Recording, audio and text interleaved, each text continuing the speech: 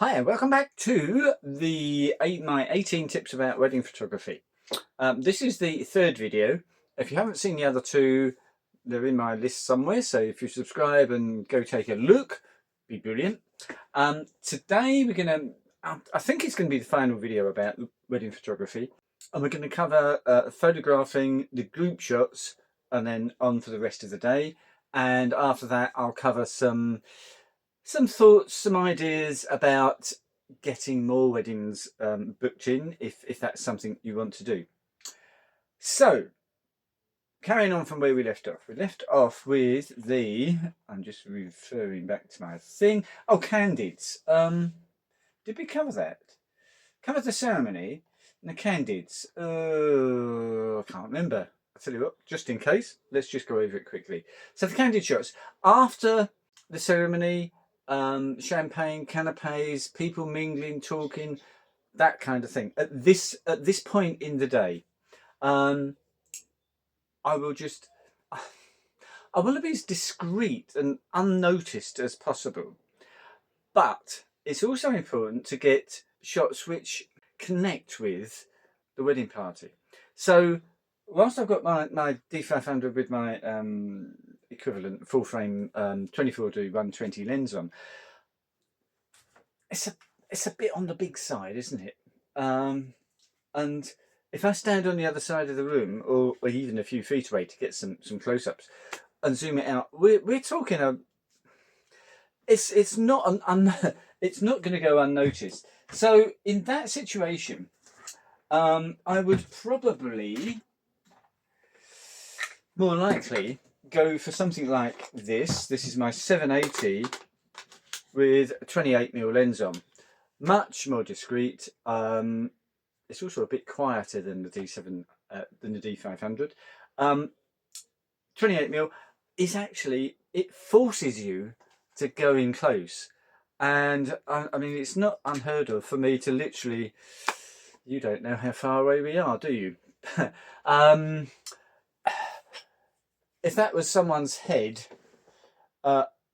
someone's face, can you see that? Yes, just in there, isn't it? I mean, I would be this close, so we're talking 18 inches, half a metre, something like that. A lot of the shots I wouldn't look through the viewfinder. What I will do, and I don't use live view mostly, I would simply put this, being a DSLR, I would put this on auto area, and the D780 and probably the D850, D500 I haven't found not so good at face AF. So if there's a face somewhere and I'm using the focus area through the viewfinder and I just point that will pick up someone's face. I've got a face up there, so I'm just going to point that out there, click, and you have to take my word for this, but yeah, I don't know if you can see, it has focused on her face and it will have picked out her face. So for those sort of shots, that's brilliant. Now, of course, if you're using the mirrorless, I've got my 35 1.4 on the Z6 III. It's actually bigger than my DSLR, which was never the point. I thought anyway, was never the point of mirrorless. Mirrorless was supposed to be smaller, lighter, more compact, and it's not. That's a 28. Okay, it's a 2.8. That's a 1.4. But even so, you know, it's a pretty big difference. So the choice I've got there is I could pop on my, is that a 28? Yeah, I've got a 28 2.8 Z lens as well, so I could pop that on, and that then becomes a pretty small camera. So I could use that instead. So quite a lot of choice about which cameras to use, but I like small, discreet, so I can stand there and just join in the conversation. Click, click, click. That's the sort of shots I like to get. Right, there will be a few where I would probably pop on my 135 f2 lens and would stand quite a long way back and get some some candids with that lens, so we can have a completely washed out background. I'll try and pick somewhere where we've got some nice colours in the background to make a really sort of a fairly arty looking photo, probably of only the bride and the groom. Right, I don't know if I've covered that already. Covered it again though. Right, onto the group shots. When I meet the couple for their consultation stroke engagement shoot, hopefully done at the same time, I will mention to them that the one thing that they have to get back to me with is a list of group shots, because a typical wedding, if there is such a thing, ceremony at 1 o'clock, registry office type ceremony, civil ceremony, not a church, so talking 11 minutes for the ceremony. We'll be out of the ceremony room certainly before 1:30. I'll give them half an hour, so probably up to just before 2 o'clock, before I start to organise the group shots. I will have set up my flashes, I'll talk about that in a second, in the location that we're going to do the group shots. And I always look for backlight.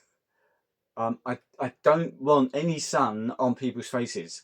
I've back in the early days had far too many people squinting and just getting awful photos, or the sun on one side and complete shade on the other, and it's just horrible. Now I go for sun completely behind, so they're as far as I can get them completely in shadow. That's what I look for. Obviously, if it's a completely grey overcast day, it doesn't matter, but on a sunny day, get the sun behind them.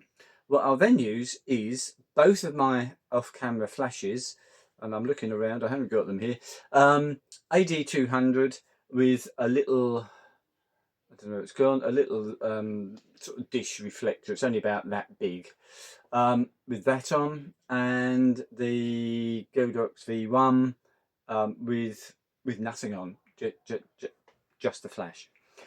On light stands facing the group. This works pretty well in any weather. Obviously I'm not going to be doing group shots outside in the rain, but even if it's quite windy, we haven't got great big umbrellas or anything like that to blow the flashes over or anything, so don't have to worry about that. I would position them roughly where I'm taking the shot. I will be shooting with, it depends on the size of the group and how big the venue is and so on, but usually a 24mm lens. So the 780 with the 24mm 1.4 lens is what I would usually shoot the group shots with, and I would use live view because I'm going to be standing on a stool with the camera up there, and live view is really the only way that you can do it. And I would have the flashes just maybe a little bit in front of me, and about, as a rough guide, 2 meters each side of me, so they're 4 meters apart. I'm pointing kind of towards the centre of where the group's going to be, towards the bride and groom, but not so that they're actually converging. I do want them to be separate as they actually hit the group. High enough up to actually illuminate people at the back of the group, so not eye level, pretty much as high as they'll go, probably 8-9 feet high. Camera settings wise, all manual. So not all manual. Manual mode on the camera, not manual focusing or not manual flash either. So manual on here, flash turned off, and set the exposure so that I'm using about f8 to f11. I would want the speed to be 200ths of a second. Try and keep it below the flash sync speed so that you're not going to end up waiting at all for the flashes to recharge, and then the ISO to suit. And I want to be around about 2/3 of a stop underexposed, just a little bit underexposed, not too much. If you do it too much, then the picture is going to look like you've used a flash. I don't want that. I want the background to be just a little bit darker than the people, and the people just to have a little bit of pop. They can play around with it. Once you've got that setting, once you've got that look straight out the camera, when you're going to Lightroom, it's easy to accentuate that look if you don't use flash and you just leave your people in shadow, you've got a lot more work to get them to look, to have any sort of pop. That's why I use flash, because then in Lightroom I can accentuate what's already there, even if it's not perfect. Flashes, I just leave them to on auto. I might adjust the flash compensation if it's, sometimes the flashes are too bright, so on the flash trigger I'll just wind it down to minus a third or 2/3 of a stop until it looks right. Get one test shot. When you're happy with it, then off you go. And I don't find that I get too much variation in the exposure usually. Sorry, so I've gone right off there onto the technical part of the group shots. I didn't mean to do that. Back to the consultation. So I explain to the couple how the day is going to go. You're going to have your drinks and canapes, whatever. I will grab you. We will go off. We'll get everyone over to where we're going to do the group shot. And bear in mind, you're going to have quite possibly amongst the wedding party, you're going to have people who are a little bit elderly, a little bit frail, younger women with 6-inch high heels on, walking across 50 yards of grass, and especially if it's been raining in the last few days, is not going to be fun. So I try and be as accommodating as possible. Try and get it somewhere quite close to the venue, not too far out on the grass. Don't traipse off to the woods over in the distance. It might look really nice, but you're not gonna make a lot of wedding guests happy. I explain all this beforehand, and I ask and explain to them that if the ceremony is at 1 o'clock and they're being called in for their meal at 3:30, typically would be about the sort of timings that I would expect. You're only going to have from 2 o'clock to 3:30 maximum, hour and a half maximum for group shots and shots of the couple.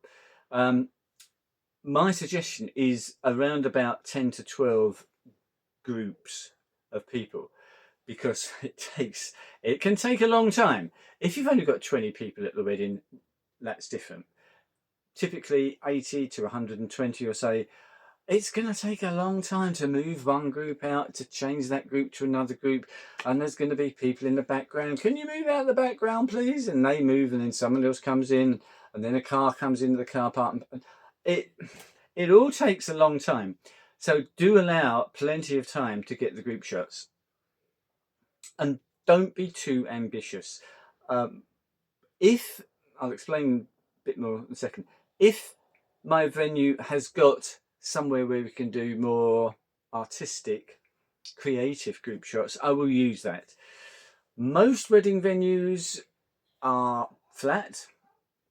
I don't do group shots indoors unless it's raining, so we go outside, we have a lawn, we have some trees, shrubs, bushes, flower beds.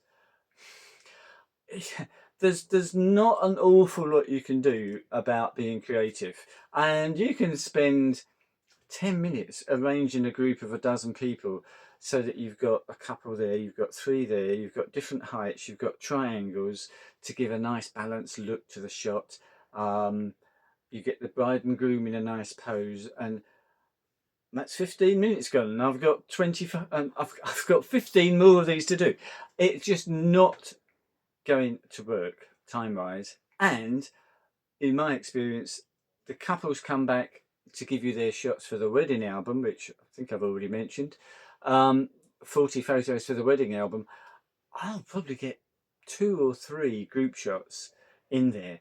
So in the couples view, from the couples viewpoint, those group shots are nice to have as photos, but they're not that important that they're going to fill the wedding album up with them. So I don't try and get too creative usually. I will make sure the thing is balanced. If we've got kids, I put them in front, maybe get them sitting down doing something, a little bit happy. So, and sometimes it depends on the wedding party. Sometimes they're all laughing and joking up for a joke, and one of the groomsmen will come out and lay in front of the bride and groom and sort of do some stupid pose. Brilliant. love it. I'll take that as a photo. But I won't ask for that sort of photo.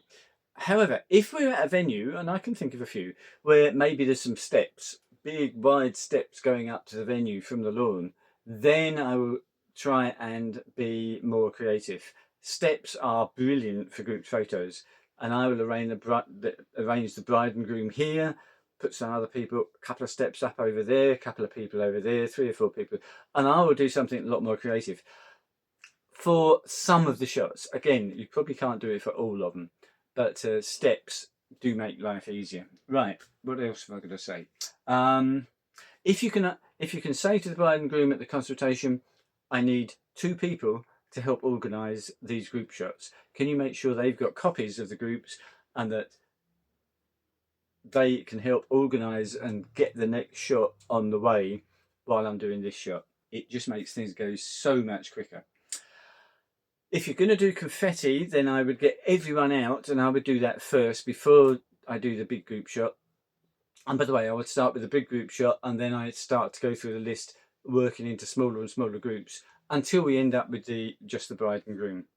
There's arguments for doing it the other way around, but I've just found that for me is the way that works best. So we then go through those group shots and end up with the couple. Okay. Couple group shots. What have I said about this on my PowerPoint? Couple shots. Right. My first point is we could spend hours talking about the couple shots, but we won't. Now, when you arrive at the venue, if I haven't been to the venue before, I will arrive 15-20 minutes before the time I've told them I'll be there, so that I can have a walk around the venue, get to know where things are, find out who is going to be most likely to give me a cup of coffee, and do walk round, find where you can do the group shots and the couple shots. And for the couple shots, I like to have a minimum probably of 3 different places. But again, depends on the venue. I don't want to spend 5 minutes walking from here right the way around the back to get to something else that's 200 yards away. That's again not going to be practical. She's got a wedding dress on. She's possibly got high heels on. Keep it simple. So 3 locations within 30-45 second walk of each other. And I think things are probably a bit different in America to here in the UK. I'm not sure about Australia or Italy or anywhere else. But here in the UK, couples really aren't interposing. Most couples aren't interposing. And I do see that's a bit different in the States. I think couples have more of an expectation to pose in America than they do over here. In the UK, it's very much more documentary, relaxed, natural looking shots. But they still have to be organised.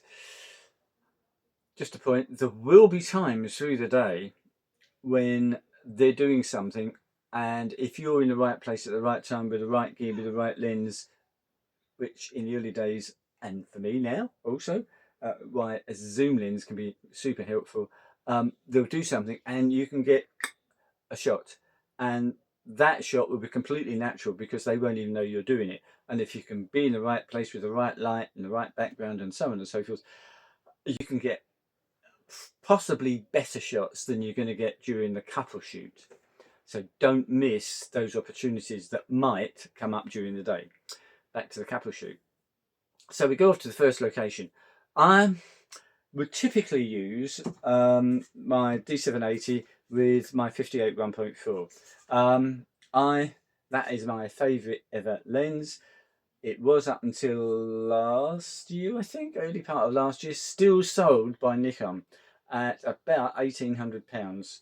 So what we're talking, $2,200. It was still sold. And it is, in my view, one of the best lenses that anyone has ever made by any manufacturer, period.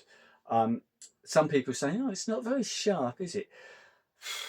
It's sharp enough, and the character is absolutely wonderful. You can get close enough to get wonderful portrait shots and far enough back to get, you know, full body and a bit of background in and that kind of thing. So I would certainly be using that, but also probably the 85 lens as well.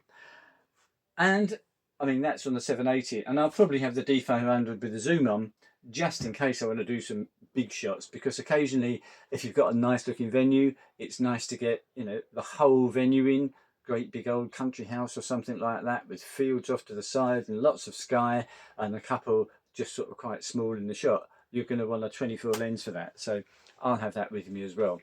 Lighting wise, I will have my flash, and I've just spotted where it is. I've shown you this before, I think. I'll have this on a light stand, and if I need flash, I will use it. But I'll only really use flash as fill. So we haven't got time on a typical wedding day to do a kind of model shoot. After doing the group shots, I would say on average, I've probably got 15 minutes to do the couple shots, which really isn't a lot of time. So to have any lighting that's too elaborate, remember you're outdoors, it could be windy. I haven't got an assistant. If I put any sort of big softbox on, it's only going to take a breath of wind and it's going to blow over. So by using that, it gives me some feel, a little bit of pop, and it's enough. Now I'll just carry around the light stand, a couple of cameras on me, flash trigger on one of the cameras, and off we go. When it comes to posing, some couples are reasonably good. Most couples are reasonably bad. They're not models. And in America, you will find, I'm sure, that lots of photographers and lots of couples expect to be micromanaged. This hand here, well, just move your thumb a little bit, just get your little finger in a bit. So yeah, move, you know, micromanaging. And I can remember watching a video by, you've probably heard of him, Joey Johannes, where he did a shot of the bride after she'd got dressed. So this was during prep. She'd got dressed, all makeup done, ready to go. And he took, I kid you not, I think it was 16 minutes to get one photo of the bride. This is in a video sort of behind the scenes thing, obviously in America. If you try to do that here in the UK, with most couples, they'd be constantly looking at their watch, on their phone. I might be late. It's just not the way to go about things here in the UK for most couples. So you've got to keep it simple, got to keep it short. So posing, I will say, Brian, just stand behind Mary and just put your arms round, and that's it. Now just move your head. Just look over that way for me. Whisper something silly in her ear. Brilliant. And start getting shots. And I will then move around and get shots from different angles. I will move in, I will move out, I will go high, I will go low. I will get a whole variety of shots of that particular setup. We'll then change it round. Mary, can you just get your hands like that and just rest them on whatever his name was, on Mark's shoulder, and just sort of lay there like that, and I'll get them roughly right, and I'll just leave it at that. Just take a few shots and then give them a few more seconds just to get into it, and at some point she'll probably look up at him, and that's the shot to get. When you haven't told them to do something and they do it, it's natural. It'll look a lot better than the ones you try and micromanage. Spend 15 minutes getting those shots, you're done. Which covers couple shots. So moving on, speeches. So we've done the couple shots, everyone's indoors. They're all doing a bit of mingling again, maybe for 5 minutes before the wedding organiser calls all the guests in. They sit down, ready for the meal, then the couple do their entrance.